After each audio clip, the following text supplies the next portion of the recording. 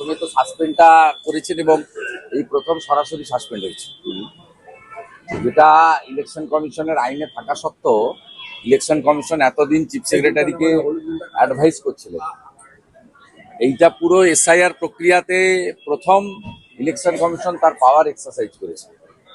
এরপরে election commission চাইলে FIR করতে পারে, এবং যে ইয়ারোরা 7 জন সাসপেন্ড হলেন আমরা জানি খুব বৈধভাবে উপযুক্ত কারণে করেছে।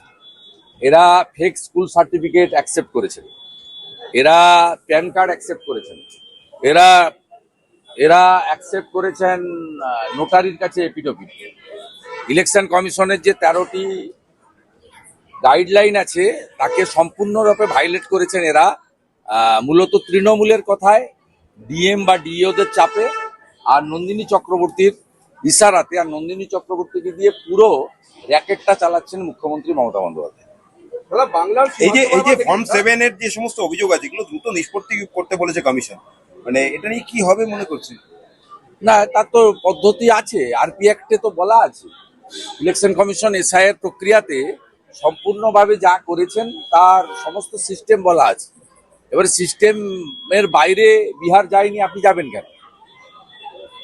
কোনো রাজ্যে, আমি অনেকবারই বলেছি, ইলেকশন কমিশনের কোনো ফাইল মুখ্যমন্ত্রীর টেবিলে যায় না, ওটা সরাসরি এক্সিকিউট করতে হয় অ্যাডমিনিস্ট্রেশনকে, যার নেতৃত্ব দেন চিফ সেক্রেটারি। এখানে মনোজ পল থেকে নন্দিনী চক্রবর্তী এরা ইলেকশন কমিশন সংক্রান্ত সমস্ত ফাইল মুখ্যমন্ত্রীর কাছে পাঠান এবং মুখ্যমন্ত্রী সরাসরি হস্তক্ষেপ করেন, যেটা ভারতবর্ষের কোনো রাজ্য হয় না, এবং জাতীয় নির্বাচনের সময় প্রধানমন্ত্রীও করেন না, সেটা এই রাজ্যে করা হয়। তাই ইলেকশন কমিশন এই প্রথম টাইট দেওয়ার ব্যবস্থা নিয়েছেন, এবং মুখ্যমন্ত্রী যা করছেন পুরো এসআইআর প্রক্রিয়াতে বাংলাদেশি মুসলিমদের এবং রোহিঙ্গাদের বাঁচানোর জন্য করছেন। এটা বিরাট সংখ্যায় বাদ যাওয়া উচিত। এটা কি বাদ যাবে ফর্ম 7 গুলো? বাদ যাবে না যাবে আমরা লক্ষ্য রেখেছি, বাদ না গেলে তো ব্যবস্থা আছে। ডিওর কাছে আবেদন হবে, ডিও আবেদন না শুনলে সিওর কাছে হবে, সিও আবেদন না শুনলে কোর্ট তো খোলা আছে। মমতা ব্যানার্জি একা কোর্টে যেতে পারেন, অন্য কেউ যেতে পারেন না। যে বেকার ভাতা ফর্ম বিলি বাংলা সীমান্ত বরাবর দেখলাম যে বাংলাদেশের বেশিরভাগ জায়গাতেই জামাতরা জয়লাভ করেছে, এবং ভারতে যে অন্যদিকে দেখি বাংলার মালদা, মুর্শিদাবাদ, নদিয়া এই সমস্ত জায়গায় জমি না দেওয়ার জন্য কাঁটাতার খোলা রয়েছে। ফলে জামাতের জয় কি বাংলার আকাশে সিঁদুরে মেঘ, কিংবা জাতীয় নিরাপত্তা নিয়ে এখনো কোনো হেলদোল নেই? এপারের জামাত ওপারের জামাত দুটো মিলে মিশে একাকার হয়ে গেছে, ও সেই কারণে কাঁটাতারের বেড়ার জমি না দেওয়ার ফলে এপারের জামাত ওপারের জামাতকে জিতিয়েছে, মানে তৃণমূল সঙ্গে এখন হুমায়ুন কবির জুটেছে। আর ওপারের জামাত যে আগামী এপ্রিলের নির্বাচনে তৃণমূলকে সাহায্য করবে বা হুমায়ুন কবিরকে সাহায্য করবে, এটা ঘোষিত অবস্থান এদের, এবং খুব অ্যালার্মিং ভারতীয়দের ক্ষেত্রে এবং বাঙালি হিন্দুদের ক্ষেত্রে। কোচবিহারের সিতাই বর্ডার থেকে শুরু করে আপনার ওখানে আপনার চাপাই নবাবগঞ্জ থেকে দিনাজপুর হয়ে আমাদের হিলি পার্শ্ববর্তী রংপুর থেকে শুরু করে একদম পুরো পেট্রোপল বর্ডার পর্যন্ত এলাকাতে প্রায় 90% আসনে জামাতের লোকেরা জিতেছে, যারা নারীর অধিকার স্বীকার করে না, মহিলারা শিক্ষিত হোক কর্মে যাক স্বীকার করে না, যারা বোরখাতে মহিলাদেরকে ঢেকে রাখতে চায় এবং যারা শরিয়া আইন চালু করতে চায়, সেই লোকেরা জিতেছে। এটা পশ্চিমবঙ্গের ক্ষেত্রে খুব মারাত্মক, অ্যালার্মিং।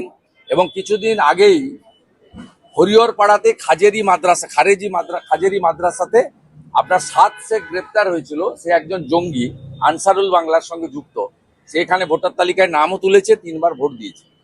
সব মিলিয়ে আমাদের আসন্ন নির্বাচনে আমাদের জাতীয় সুরক্ষা এবং হিন্দুদের সুরক্ষা ভবিষ্যতের প্রশ্ন যুক্ত।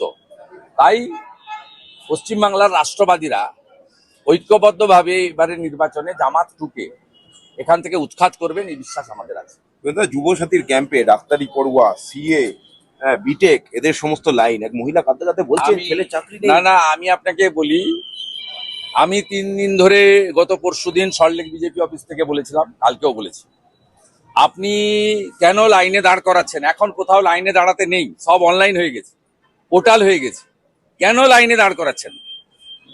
এবং লাইনে দাঁড় করিয়ে একটা জিনিস সুবিধা হয়েছে, সেটা হচ্ছে পশ্চিমবাংলার যে বেকারদের ভয়াবহ চিত্র, রবিবার শিব চতুর্দশীর দিন সেখানেও 5, 7, 8 লক্ষ যুবক যুবতী তারা লাইন দিয়েছেন, বাবা মা লাইন দিয়েছেন, কি ভয়াবহ চিত্র একদিনেই দেখেছেন। এবং আপনারা দেখেছেন কালকে মিডনাইটে বা আজকে সকালে পেয়ে গেছেন যে অনলাইন করে দিয়েছে।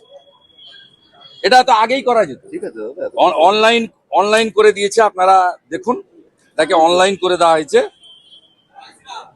আপনার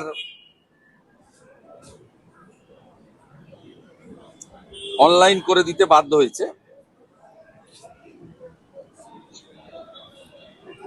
অনলাইন করে দিয়েছে, ওই সাথে অনলাইন।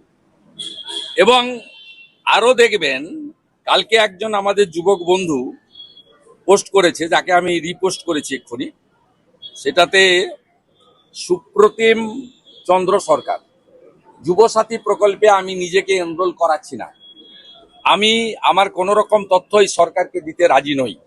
2012 সালে এমপ্লয়মেন্ট ব্যাংকের নাম নথিভুক্ত করিয়েছিলাম যুবশ্রী প্রকল্পে, ভাওতা দিয়ে তথ্য জমা করে টাকার এক ফোঁটাও পাওয়া যায়নি। এইটা গ্রাউন্ড রিয়েলিটি। আমি প্রথম দিন থেকে বলছি, 2012-13 অর্থবর্ষের বাজেটে যুব উৎসাহ প্রকল্প লিখেছিলেন ডক্টর অমিত মিত্র। অক্টোবর 2013-তে নেতাজি ইন্ডোরে সরকারি সভায় মুখ্যমন্ত্রী বললেন এটা যুবশ্রী। তিনি বললেন 17 লক্ষ অ্যাপ্লিকেন্ট, 1 লক্ষ লোককে আমি দিলাম এমপ্লয়মেন্ট ব্যাংকে টাকা, আমি পর্যায়ক্রমে দেবো। সেই 2017 সালে এই স্কিমটাকে তুলে দিলেন। 17 লক্ষ অ্যাপ্লিকেশনকে কেজি দরে বেচে দিয়েছেন, মানে ওয়েস্ট পেপার হিসেবে বেচে দিয়েছেন 17 লক্ষ যুবক যুবতী। আবার এখানে এই ধান্দাটা চালু করলেন। প্রথমে বাজেট বক্তৃতাতে মাননীয় চন্দ্রিমা ভট্টাচার্য বললেন আগস্ট মাস থেকে আমরা দেব।